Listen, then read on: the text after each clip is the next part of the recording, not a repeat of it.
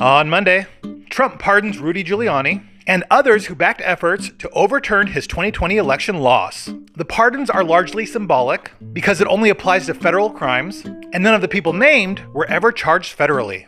It does not apply to state charges though, so some of these people may still be prosecuted. This move underscores Trump's continued efforts to promote that the 2020 election was stolen, despite the fact that courts around the country, several recounts and audits, and even Trump's own Attorney General, William Barr, found no evidence of fraud that could have affected the outcome. The next day, the UK suspends some intelligence sharing with the US over the drug trafficking boat strikes in the Caribbean that have killed 76 people so far. The UK thinks the attacks are illegal, and they do not want to be implicated. The UN Human Rights Chief said that the US is violating international law in conducting the strikes, which she characterized as extrajudicial killings. Then on Wednesday, new Epstein emails were released that said Trump knew about the girls. The emails are part of a batch of 23,000 documents provided by Epstein's estate to the Oversight Committee.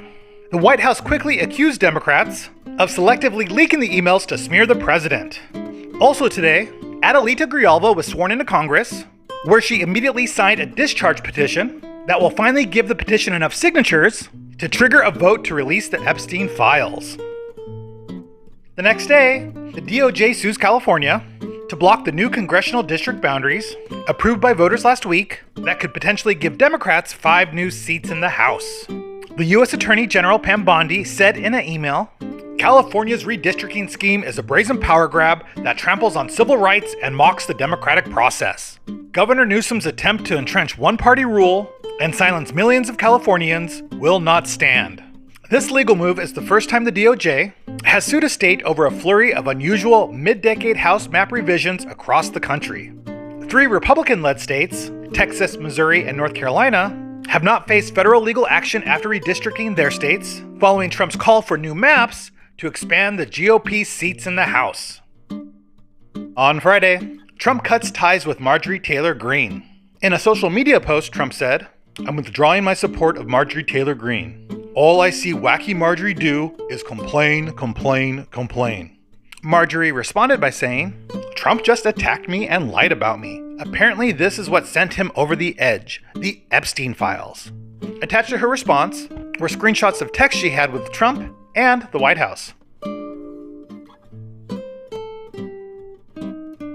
The next day, Trump pardons a January 6th rioter convicted of a gun offense, and a woman convicted of threatening to shoot FBI agents. Daniel Wilson of Louisville was sentenced in 2024 to 5 years in prison after pleading guilty to conspiring to impede or injure police officers and illegally possessing firearms at his home. Suzanne Ellen Kay was sentenced to 18 months in prison for threatening to shoot FBI agents who had sought to question her about her involvement in the January 6th Capitol attacks. Finally on Sunday, more House Republicans are believed to back a bill to release the Epstein files. This could be 100 or more votes from Republicans that will ensure the bill will pass. The bill would force the DOJ to release all file and communications related to Epstein, as well as any information about the investigation into his death in prison.